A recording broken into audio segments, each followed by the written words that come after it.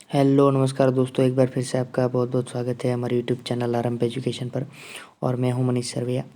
हमारी जो daily MCQ की जो सीरीज़ चल रही है उसमें आज एक नया लेक्चर है आपके सामने। और ये हमारी मेल आईडी है। अगर आपको कोई क्वेश्चन से रिलेटेड या और भी कोई इशू है तो यहाँ पे मेल कर सकते हैं। ये हमारा इंस्टाग्राम का पेज है, ये हमारा फेसबुक का पेज है, जहाँ पर डेली जो है एमसीक्यू जो है अपलोड किए जाते हैं। यहाँ पे हमारी टेलीग्राम की चैनल है। और तो यहाँ पे जो है वीडियो से संबंधित जितनी भी माहिती यहाँ पे दी जाती है। तो बिना किसी देरी के हम अपने लेक्चर को शुरू करते हैं। और हमारे लेक्चर का पहला क्वेश्चन ये रहा। देखिए क्या है। Consider the following statement regarding the intangible culture heritage list of UNESCO. अब यूनेस्को की जो है इंटेंजिबल कल्चर हेरिटेज लिस्ट जो दी हुई है उसके बारे में आप जो स्टेटमेंट है उसके ऊपर विचार करें। ओके। पहला क्या स्टेटमेंट है। Recently Chhau dance has been included in the intangible culture heritage list of UNESCO. मतलब यूनेस्को की जो इंटेंजिबल कल्चर हेरिटेज लिस्ट जो है, इंटेंजिबल मतलब जो है दोस्तों ये समझ लीजिए आप, अमूर्त, सांस्कृतिक विरासत। अब ये क्या होता है इंटेंजिबल दोस्तों, ये आप समझ लीजिए, फिर आप आंसर देने की कोशिश करें। इंटेंजिबल का मतलब होता है जैसे रामप्पा टेम्पल जो है, अभी उसको जो है टेंजिबल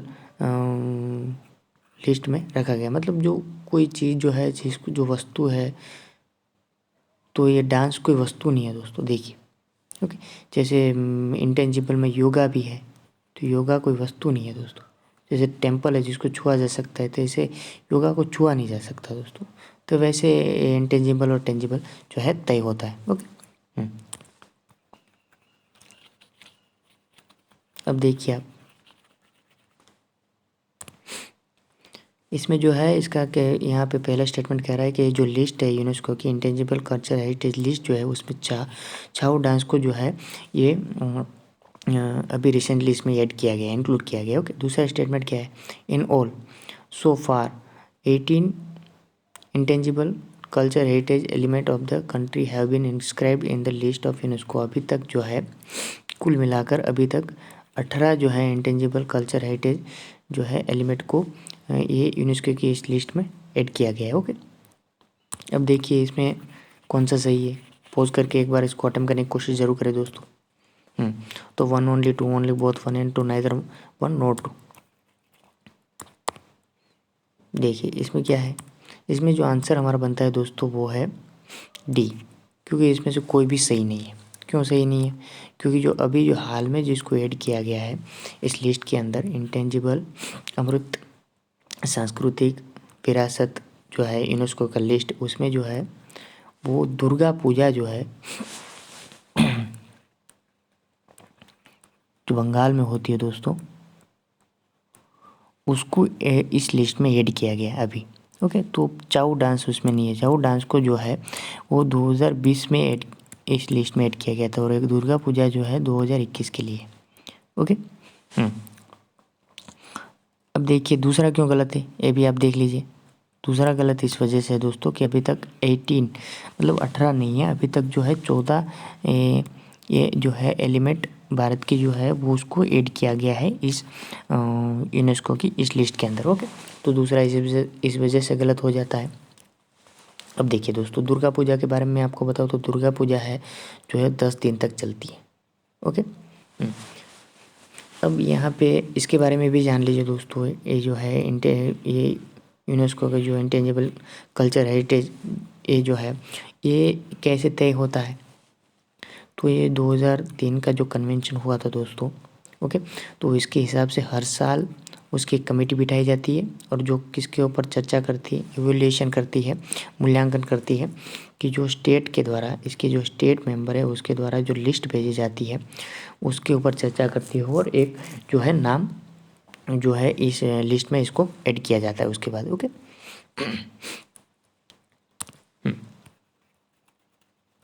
इसके अंदर दोस्तों इंटेंजिबल कल्चर हेरिटेज के अंदर जो है दोस्तों योगा भी है, योगा को भी इसमें ऐड किया गया है। ओके, रामलीला को भी जो है दोस्तों इसमें ऐड किया गया है। अब यहाँ पे यूनेस्को लिखा, यूनेस्को के बारे में भी मैं आपको बता दूँ। यूनेस्को के बारे में जो है यूनेस्को जो है उसका हेडक्वार्टर पेरिस फ्रांस के अंदर है। ओके, और ये बनाया था 1945 में इसको बनाया गया था। United Nation Education and Scientific Culture Organization. Okay, next चलते हैं हम। इसमें हमारा डी आंसर बनता है दोस्तों।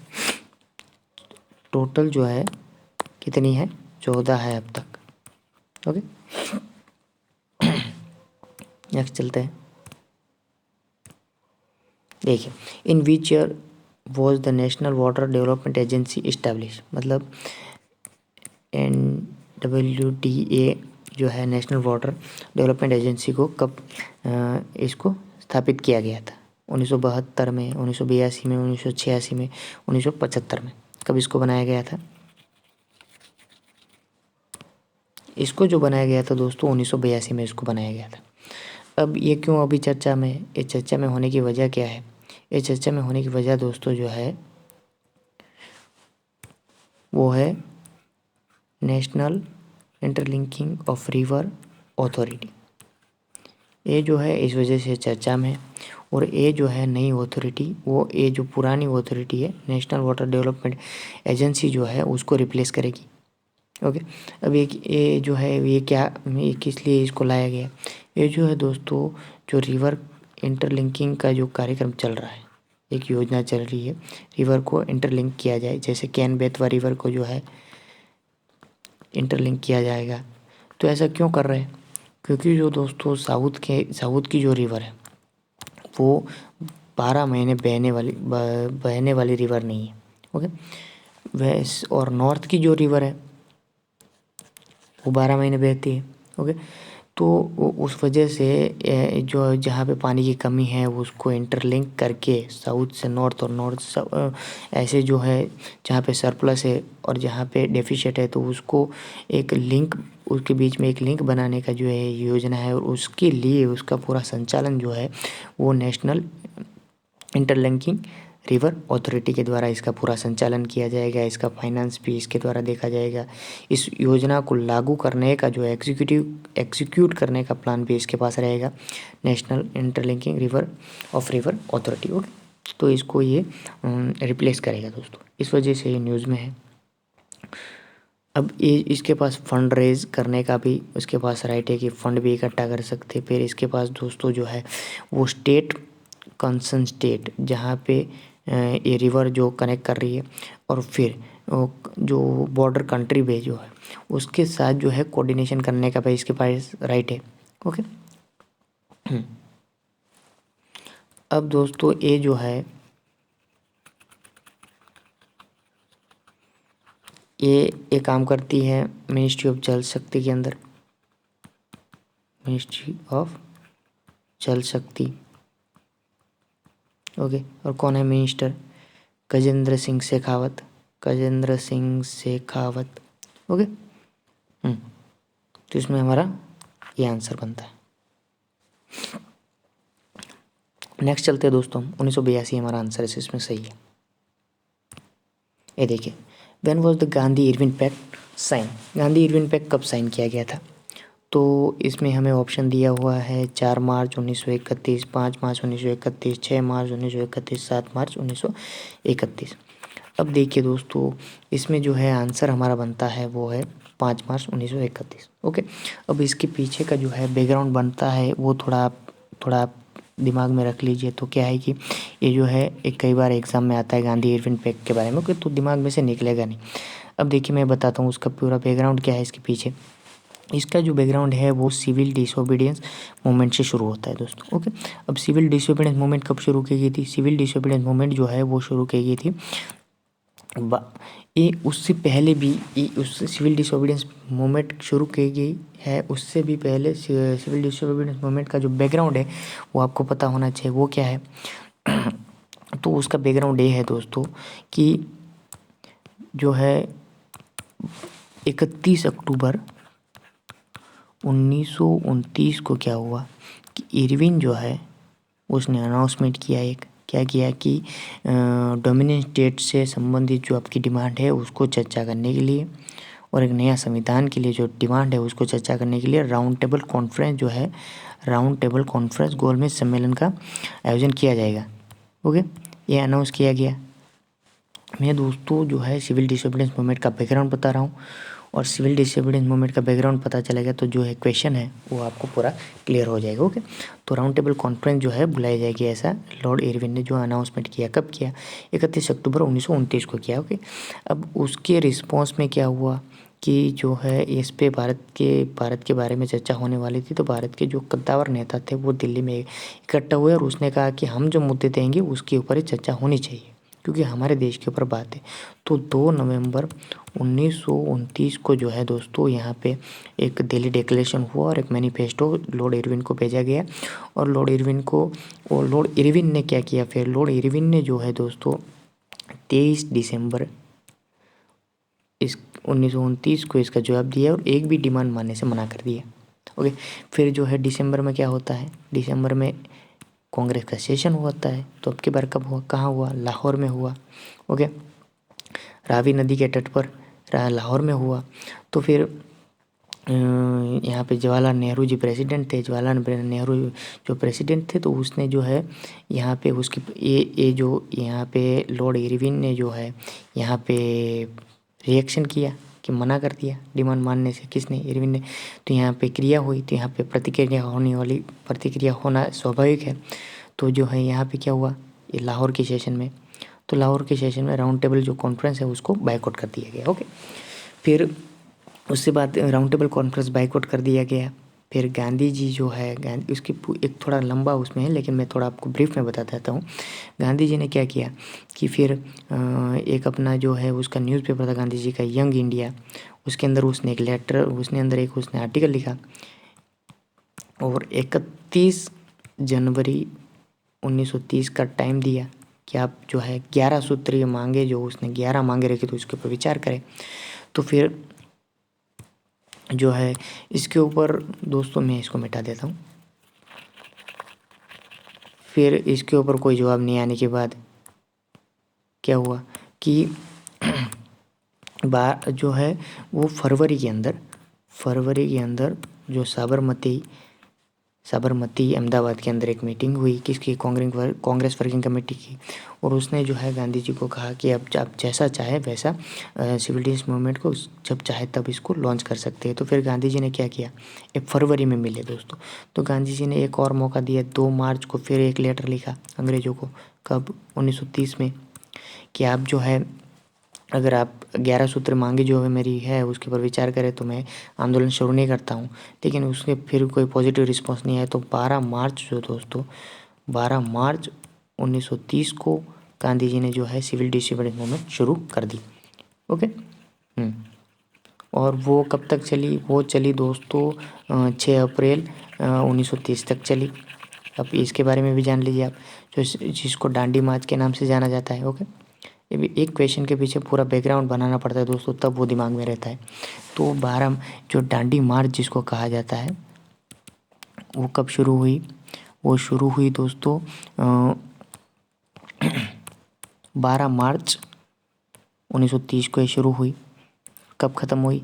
6 अप्रैल को ख़त्म हुई। कहाँ से शुरू हुई थी? साबरमती से शुरू हुई। कहाँ ख़त्म हुई? डांडी में ख़त्म हुई। फिर गांधी जी के साथ कितने लोग थे? 78 लोग थे। और कितने चले? 240 किलोमीटर चले। और कितने दिन चले? 24 दिन चले। ओके, हाँ, तो फिर जो है दोस्तों क्या हुआ कि 4 मई को गांधी जी को अरेस्ट कर लिया गया। ओके, फिर ये पूरा मई चला गया। फिर जुलाई के अंदर जो है दोस्तों जुलाई 1930 को क्या हुआ? जुलाई 1930 को जो है फिर से वहाँ जो गवर्नर जनरल थे उसने क्या किया कि जो है ये डोमिनियन स्टेट वाला मुद्दा है वो राउंड टेबल कॉन्फ्रेंस में उसको मुख्य मुद्दा घोषित किया जाएगा। ओके, राउंड टेबल कॉन्फ्रेंस के अंदर फिर क्या हो कि अगस्त के अंदर, ये अगस्त चल रहा है, ये दोस्तों ये जो जुलाई था 1930 का जुलाई था। ओके, ये 1930 का जुलाई था। और ये जो है अगस्त जो है ये भी 1930। यहाँ पे जवाहरलाल नेहरू और मोतीलाल नेहरू जो है वो गांधी जी को जेल में मिलने गए। यरवाड़ा जेल में गांधी जी थे। ओके, जो इसको 4 मई को गिरफ्तार कर लिया गया था। तो फिर क्या हुआ कि अब लास्ट मोमेंट आ रहा है दोस्तों। यहाँ पे देखिए, अब समझौता होने वाला है। अब समझौता क्या हुआ कि 25 जनवरी जो है, इसको याद रखिए, 25 जनवरी 1931 को जो है वो पॉलिटिकल जितने प्रिजनर थे, पॉलिटिकल कैदी थे, राजनीतिक कैदी थे, उसको छोड़ दिया गया कि बिना किसी शर्त के।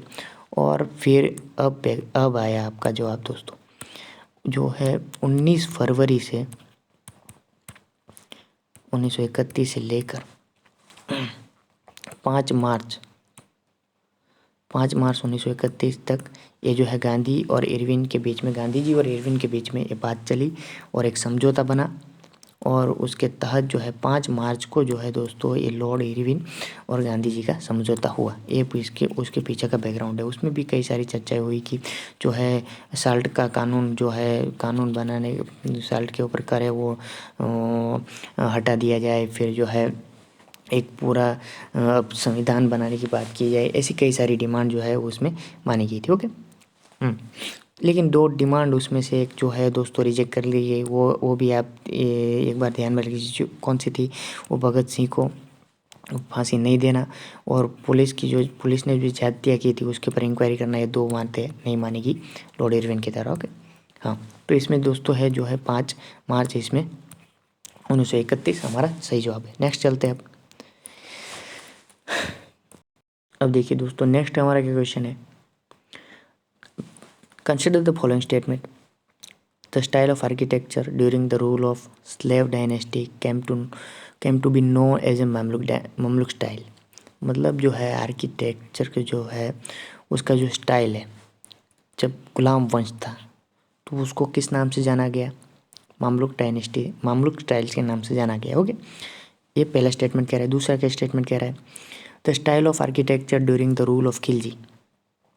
मतलब आर्किटेक्चर का जो स्टाइल है खिलजी के दौरान, उसको सेल्जुक स्टाइल के नाम से जाना गया। ये 2 स्टेटमेंट है। अब कौन सा सही है कौन सा गलत है आप देखिए, इसमें बताइए। एक बार पॉज करके इसको अटेम्प्ट करने की कोशिश करें। Select the correct answer using code given below. 1 only, 2 only, both 1 and 2, neither 1 not 2। Okay, देखिए मैं बताता हूँ, इसमें आंसर जो है दोस्तों हमारा बनता है सी। दोनों के दोनों सही है इसमें। ओके, ये जो है मामलुक स्टाइल जो है, ये स्लेव डायनेस्टी जो थी उसमें वो उस समय जो निर्माण हो, जितना भी आर्किटेक्चर जो बना उसको जो है मामलुक स्टाइल कहा जाता है। और खिलजी के समय में जो भी बना उसको सेल्जुक स्टाइल कहा जाता है। ओके, अब देखिए दोस्तों, यहाँ पे कुछ बातें बेसिक है वो जान लीजिए। अब क्या है बेसिक बात ये है कि जो स्लेव डायनेस्टी है, वो स्लेव डायनेस्टी जो है उसका क्या टाइम पीरियड था? उसका टाइम पीरियड था 1206 से लेकर 1290 तक का इसका टाइम पीरियड था। ओके, अब इसको किसने इसकी स्थापना की? स्लेव डायनेस्टी मुगल, ये जो गुलाम वंश की उसने की। कुतुबुद्दीन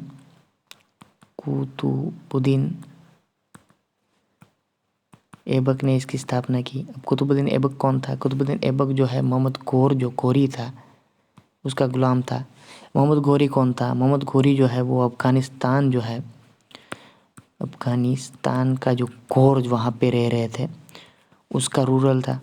वहाँ पे घोर एक जो है नस्लें थी वहाँ पे, उसका जो है वो उसका जो राजा था। ओके, अब 1206 में जो है उसके मर जाने के बाद, उसको मार डालने के बाद कुतुबुद्दीन ऐबक जो है वो फिर वहाँ पे उसने गुलाम वंश की स्थापना की। ओके, अब कुतुबुद्दीन ऐबक जो है उसको, उसके बारे में कुछ और बातें बताऊँ आपको दोस्तों। जो कुतुबुद्दीन ऐबक जो है उसको लाख बख्श के नाम से जाना जाता था।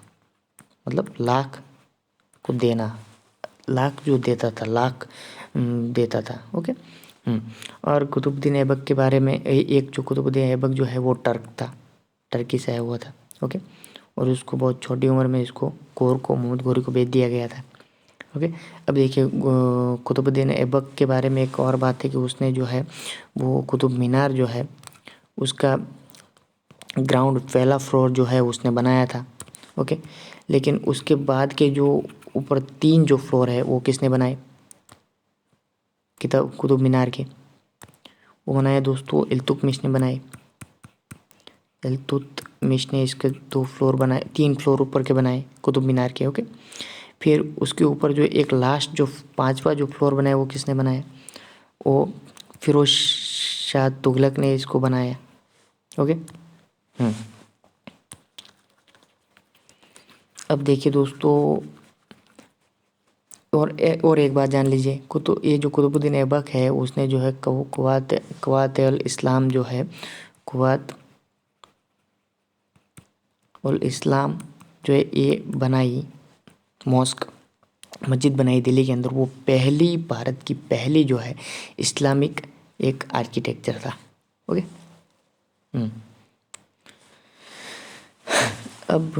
अब मैं क्या बताऊँ? हाँ, कुतुबुद्दीन ऐबक के बारे में मैंने बता दी सारे बातें। हाँ, थोड़ी स्लेव डायनेस्टी के बारे में भी आप थोड़ा क्रम वाइज जान लीजिए दोस्तों। कुतुबुद्दीन ऐबक जो है उसके बाद कौन आया? इल्तुतमिश आया। इल्तुतमिश के बाद कौन आया? उसकी बेटी रज़िया सुल्तान आई।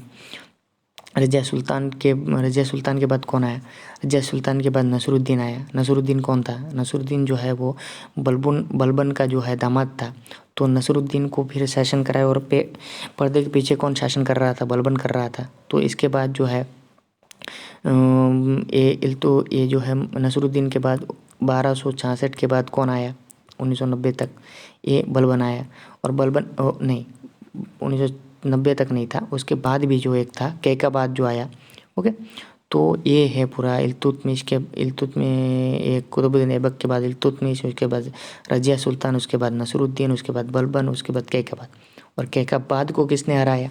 कैकाबाद को जो दोस्तों हराया वो जलालुद्दीन खिलजी ने उसको हराया। ओके। अब मैं ले चलता हूँ दोस्तों आपको खिलजी डायनेस्टी में। अब जलालुद्दीन खिलजी के बाद कौन आया? अलाउद्दीन खिलजी। और अलाउद्दीन खिलजी और वो ये जो खिलजी डायनेस्टी है ना उसका टाइम पीरियड इतना है नहीं। उसका जो है 1290 में जब कैकाबाद को जलालुद्दीन खिलजी ने हराया तो 1290 से लेकर 1320 तक का इसका टाइम है दोस्तों। ओके। अब अलाउद्दीन खिलजी के बारे में मैं आपको बताऊं तो अलाउद्दीन खिलजी जो है उसने अलाई दरवाज़ा जो है उसका निर्माण करवाया। और सिरी का किला मैं अभी बताता हूँ आपको, वो भी उसने बनाया। ओके। जो सेल्जुक स्टाइल के से जाने जाते थे। अब देख लीजिए आप यहाँ पे, ये देखिए ये सेल्जुक स्टाइल है, सेल्जुक, और ये है मामलुक स्टाइल। ओके। ये जो क्या है, ये 2.5 दिन का जोपरा है जो अजमेर के अंदर है। इसका निर्माण कुतुबुद्दीन ऐबक ने करवाया। ये फिर जो है क़ुव्वत अल इस्लाम ये मस्जिद है जिसका निर्माण भी किसने करवाया? ये कुतुबुद्दीन ऐबक ने करवाया। ओके। ये फिर सिरी का किला है जिसने अलाउद्दीन खिलजी ने बनाया। ये जो है अलाई दरवाज़ा है दिल्ली के अंदर, ये भी अलाउद्दीन खिलजी का है। एक बार फिर से सुन लीजिए दोस्तों, ये जो है सेल्जुक स्टाइल है, मामलुक स्टाइल है, ये 2.5 दिन का जोबरा है कुतुबुद्दीन ऐबक। ये क़ुव्वत अल इस्लाम जो मस्जिद है दिल्ली के अंदर, तो ये कुतुबुद्दीन ऐबक ने बनाई, ये भी कुतुबुद्दीन ऐबक ने बनाया। ये जो अलाउद्दीन खिलजी ने सिरी का किला बनाया, ये जो अलाई दरवाज़ा है भी अलाउद्दीन खिलजी ने बनाया है। ओके। ये सेल्जुक स्टाइल है और मामलुक स्टाइल है। तो इसमें दोस्तों जो हमारा दोनों के दोनों सही है। नेक्स्ट चलते हैं। नेक्स्ट क्या है? नेक्स्ट है हमारा which of the following article mention about the participation of worker in the management of the industry. Industry का जो मैनेजमेंट है उसमें वर्करों का पार्टिसिपेशन की बात की गई है। ओके। तो ये किस में है? Article 39D, article 43A, article 39A, article 43D किस में है? इसमें जो आंसर बनता है दोस्तों ये है 43A। ओके। अब देखिए यहाँ पे इसमें है पार्टिसिपेशन ऑफ वर्कर, इसमें दिया हुआ ये जो है। फिर यहाँ पे 39 ये भी दिया है, इसके बारे में जान लीजिए। ये क्या है? ये है इक्वल जस्टिस, और फ्री लीगल एड।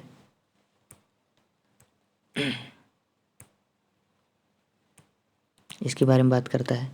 इसको दोनों को जो है वो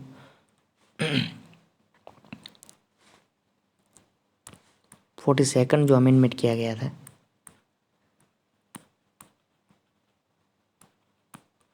1976 के अंदर, उसको ऐड किया गया था। ओके, तो ये क्या बात करता है, 43 जो है वो कह रहा है कि participation of worker in management. Okay, ये कौन कह रहा है, ये 43 कह रहा है। और 39 ये क्या कह रहा है, ये कह रहा है कि equal justice free legal aid. और 39 डी क्या कह रहा है, ये कह रहा है कि equal pay for equal work. किसको, मैन एंड वुमेन। मतलब एक बार फिर से इसको हटा देता हूँ, मैं आपको अच्छे से बता देता हूँ दोस्तों। देखिए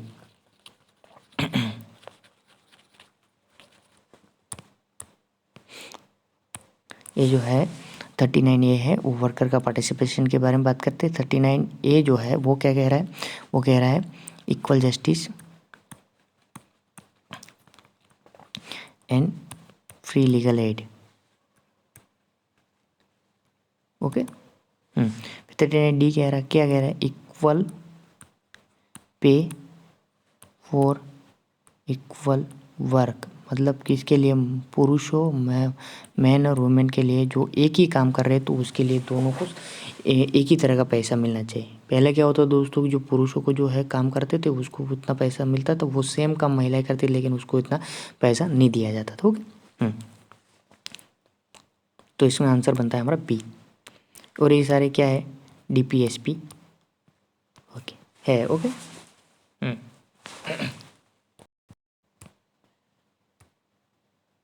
तो आज के इस लेक्चर में इतना ही रखते हैं दोस्तों, फिर मिलते हैं। मैं आपके लिए और भी नए नए क्वेश्चन आपके लिए लाता रहूँगा। आज के लिए इतना ही, धन्यवाद।